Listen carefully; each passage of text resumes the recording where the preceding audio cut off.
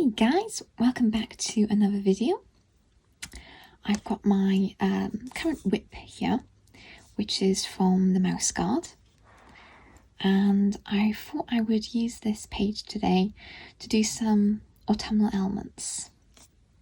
I've done the berries, as you can see.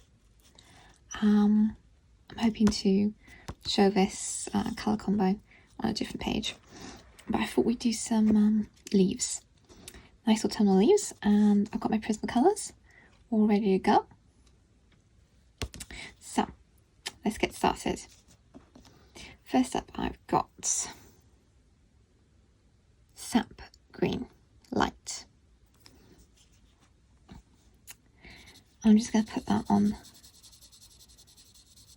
the edge. I'm trying to give the impression on these leaves that they're past their prime, autumn's taken hold, so they're browning.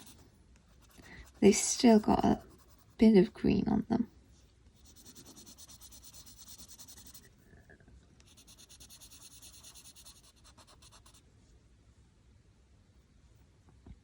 And the reason I chose Sap Green Light was because it's quite a toned down green. It's not particularly bright. Next I've got Moss Green.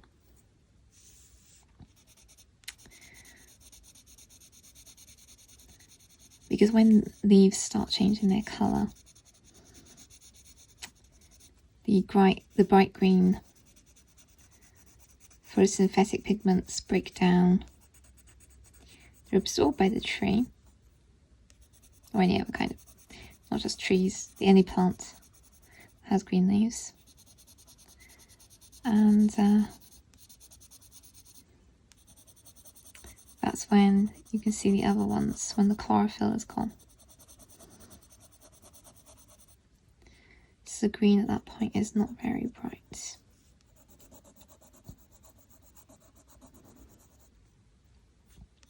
And you don't have to use Sap Green Light. As long as you've got any green that's quite muted, any dirty green, that will do.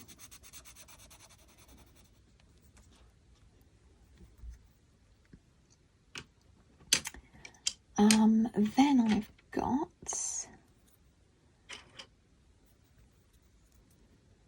bronze. Go on camera.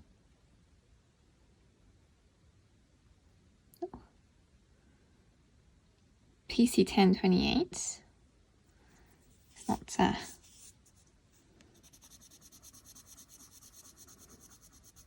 and then I go all over to blend the greens with this. Although it says bronze, it's not metallic whatsoever. It's a very nice brown. A bit similar to brown ochre, but less bright.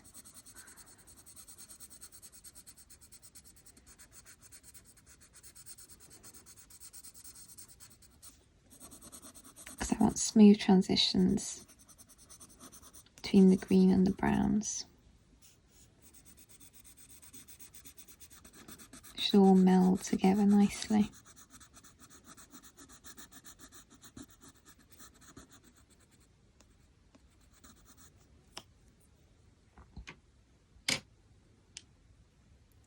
I'm going to come back with the Sap Green Light.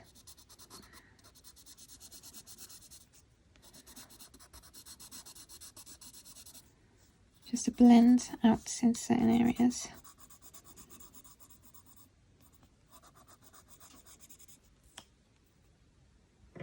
Okay. Then I've got 70% French Grey. This is an optional colour. It's quite similar to the moss green, but it is darker. The French Greys have wonderful brown undertones, so I use them a lot for autumnal images.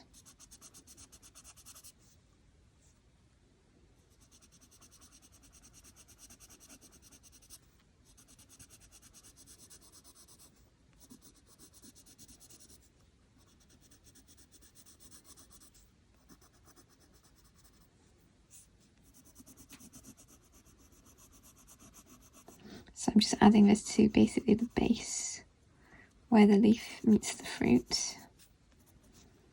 And any sort of folds in the leaf that will naturally cast shadow.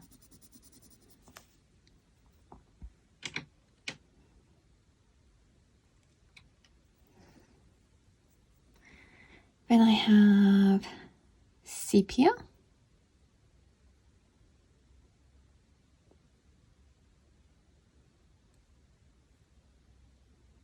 Gosh, really, my camera really doesn't want to play ball today. Ugh. That's now, again, for the base here, to deepen those shadows. You can also use Espresso.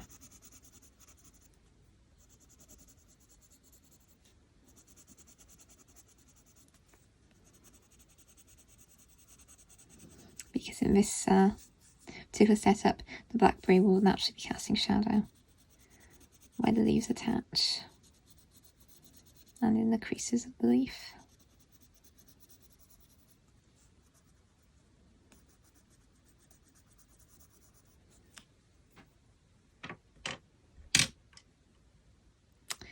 I'm going to blend all of that out again with bronze.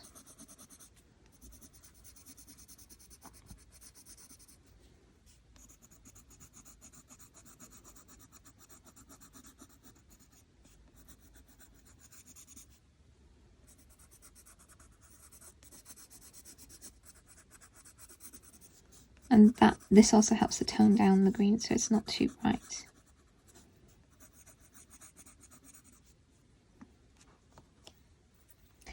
Okay, and to really amplify the shadows, I've actually got dark indigo here.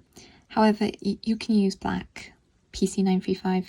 The only reason I'm using the dark indigo is because that's what I'm using for all the shadows on this page. And I'm just using it to keep things consistent. Shadows are naturally cool. You only want this little bit right at the base. But like I said, use black. I'm just doing this to be consistent.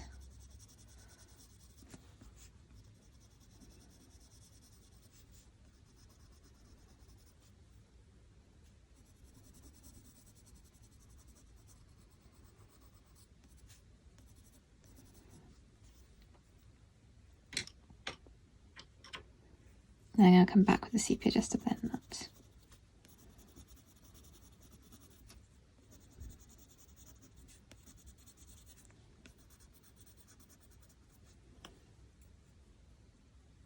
Okay, and that's how I've got this two-tone leaf going on. If you want to see that again, I can do it on this one as well. So we're starting with sap green light, which I just limit to the tip. This is where it's left. All the rest of the leaf now has lost its chlorophyll.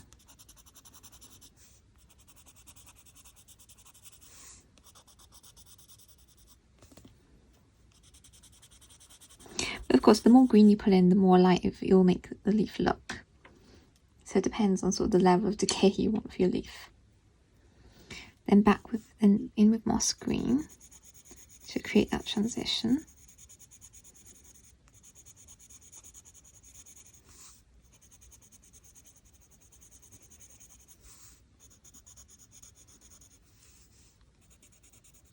And you can also use it if the leaf is particularly in shadow, just use the moss green.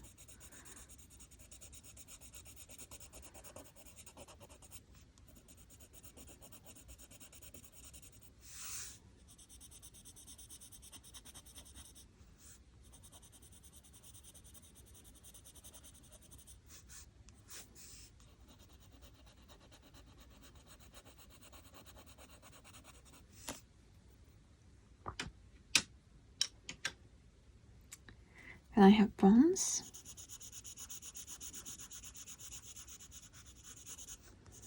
When I go over the green, I'm using quite a light pressure. I'm just blending it and toning it down.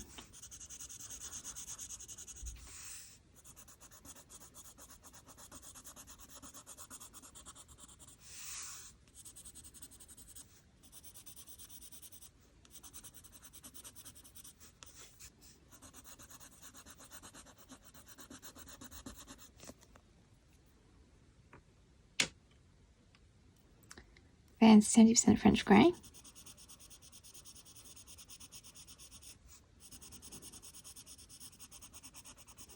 And just follow the line that the artist gave you for the leaves.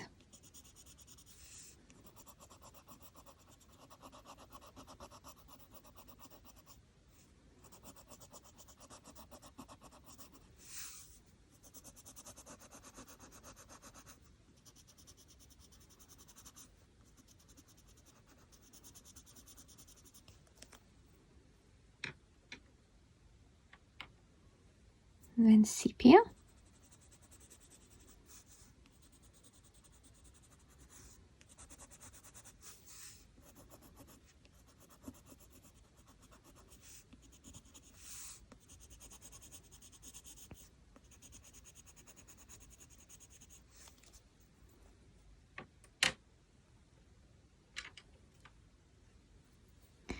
Blend again with the bronze.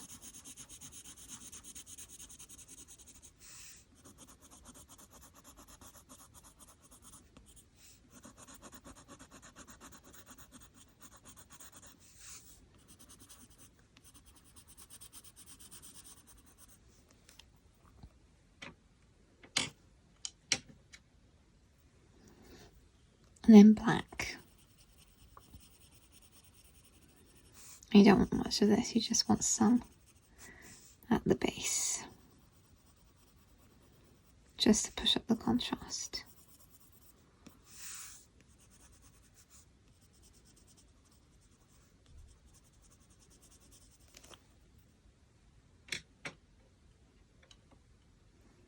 And then back with sepia to blend.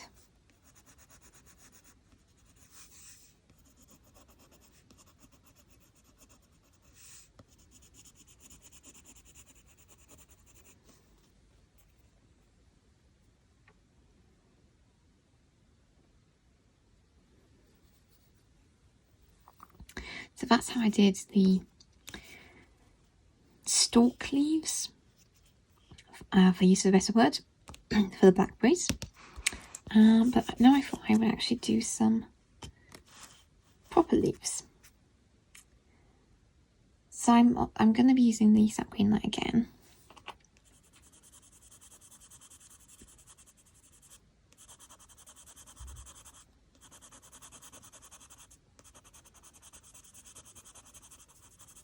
To put on that top edge.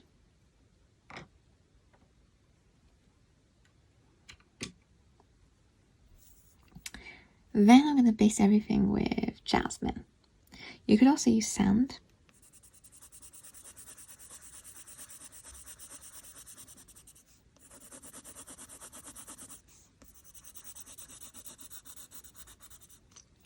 Because I've made this bird a robin, I don't know if it was supposed to be, but I made it a robin because I love robins.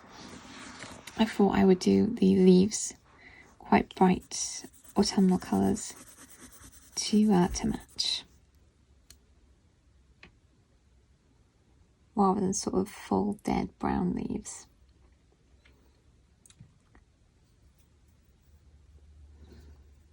Then I've got mineral orange.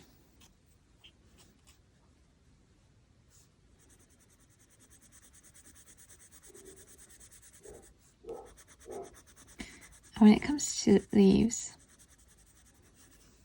they change usually from the centre outwards, so the outer tips are usually lighter.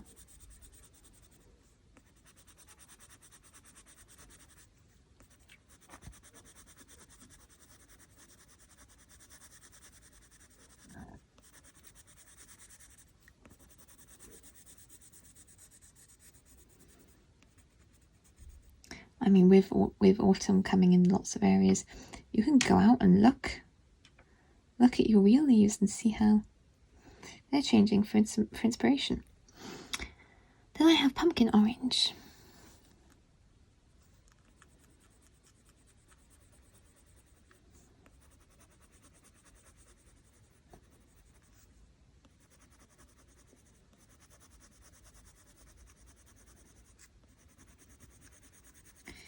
This is a favourite of mine when doing autumnal images.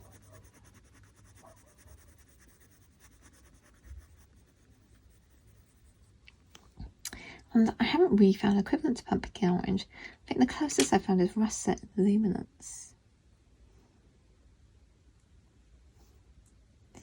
Alright, I've got Perylene Brown 535 from the Luminance, but use Tuscan Red. If my Tuscan Red behaved for me, I would use it. Unfortunately, it never behaves. It always breaks. I don't want too much of this. It's just for the central parts.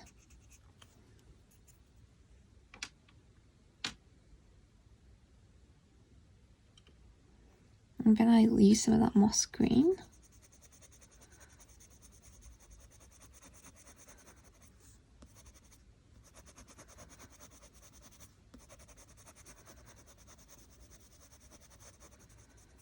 And you could do green on both edges, on one edge, or no green at all.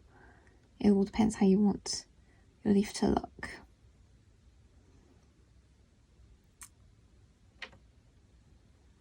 And I'll come in with Sepia again.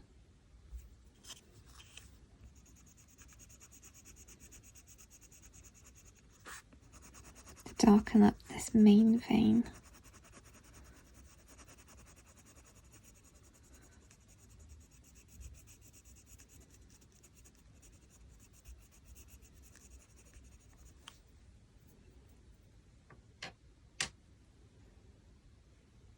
Back to mineral orange.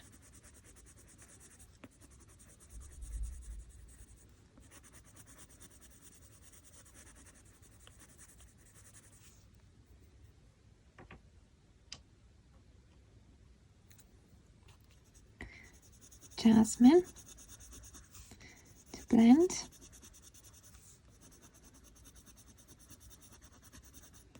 I'm also going to take that over this green up here.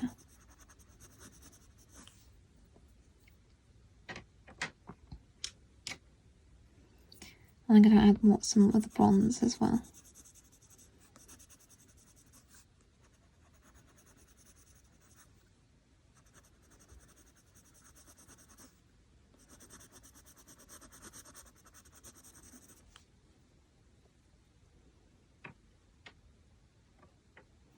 Alright, so let's do leaf number 2.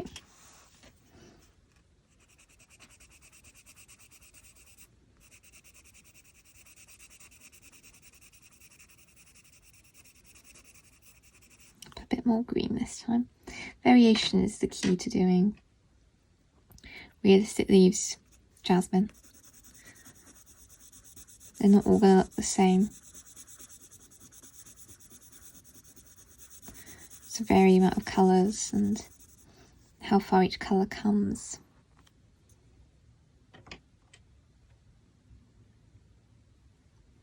Mineral orange.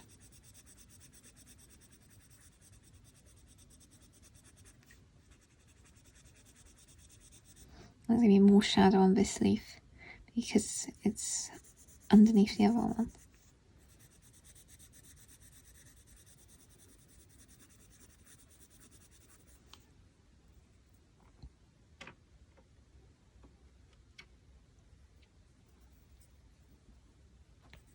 Pumpkin orange again.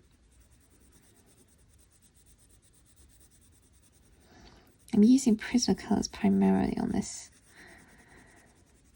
in this book because the paper is very smooth to touch. This isn't a paper that will take a lot of layers. Tuscan red. It's nice paper.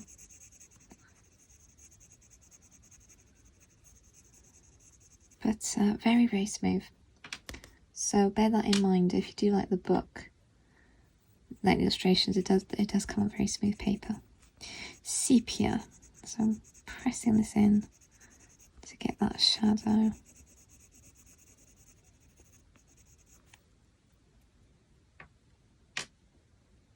And again, because this was more in shadow, use black. I just got my dark indigo to hand.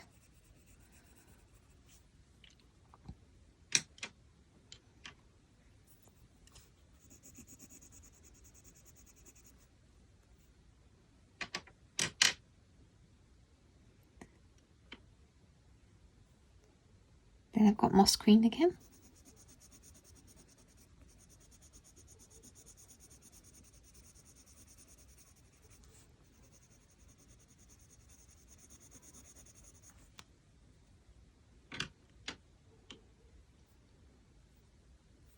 Pumpkin orange.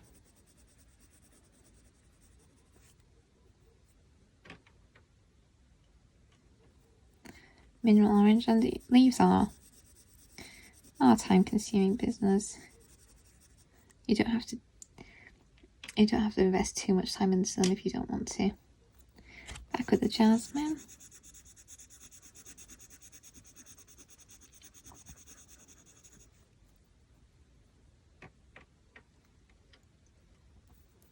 And a touch of bronze. Again, that's just to tone things down.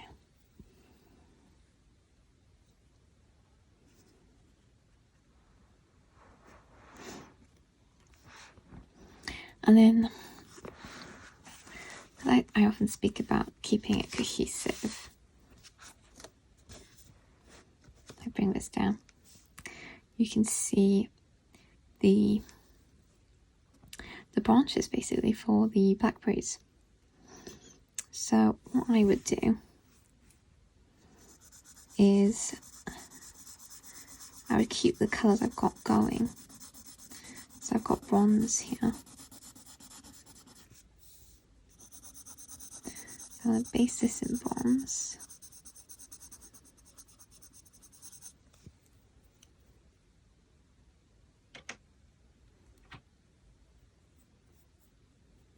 And I've got some dark brown, which is PC1012. It's been sharpened quite a bit. So I do introduce some new colours, but only on the elements where I think they need it. So it's going to be shadowed at the bottom.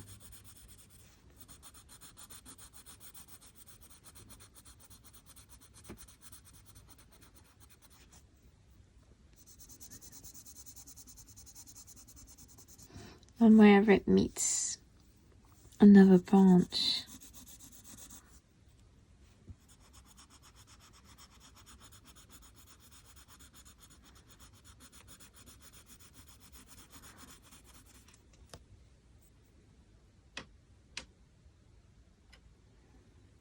And I've got my sepia.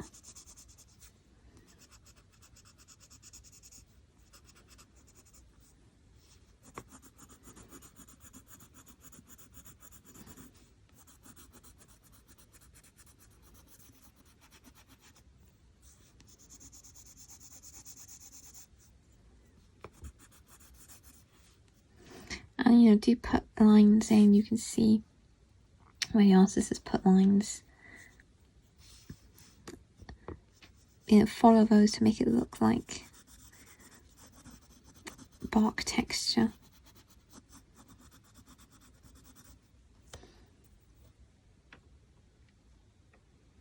And then come in with the bronze to blend that out. I don't want very bright browns. You could also use brown ochre.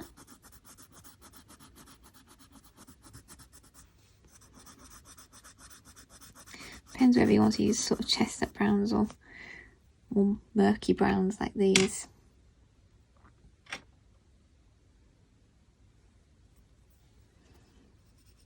And then just intensify those shadows with black.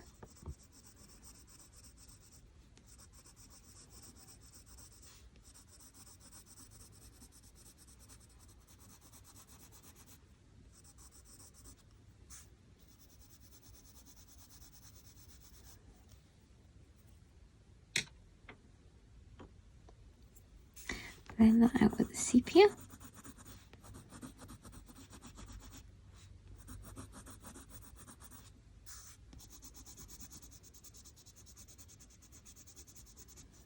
And that's how I would do the branch. I'll continue it down so you can see it really done. The base with bronze. a light sweeping pressure. You can see I've got the pencil held well back behind the barrel.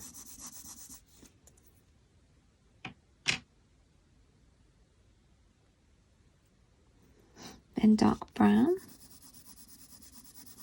to pan out the shadows, and anywhere where I want to add sort of lines of block texture. It's going to be shadowed here by his axe.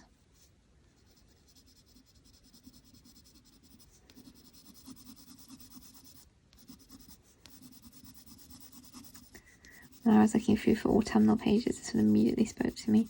This is the first page I've done in this book, even though I've had it a while.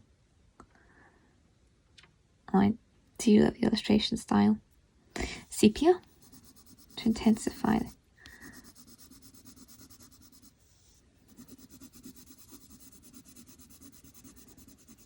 the very sweet illustrations. I'm trying to do it semi-realistically.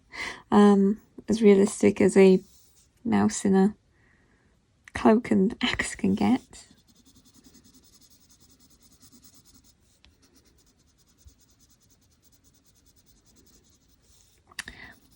Technically, you don't need to put the dark brown before you put the sepia, but by doing that, you get a different tone because the dark brown has got more of a reddish base than the sepia, which is why I use it.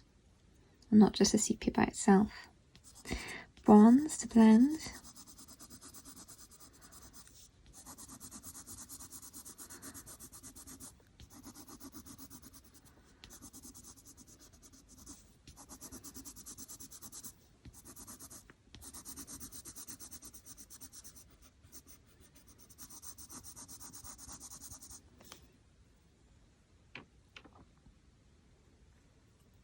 And black to intensify the shadows.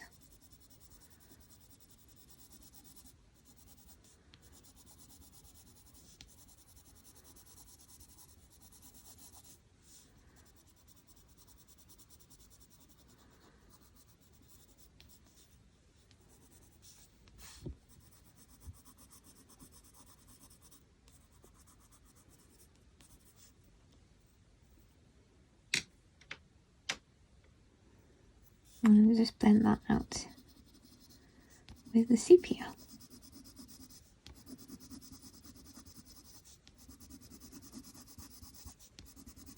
And don't worry about pencil lines if the blends aren't super smooth when doing wood. That just adds to texture.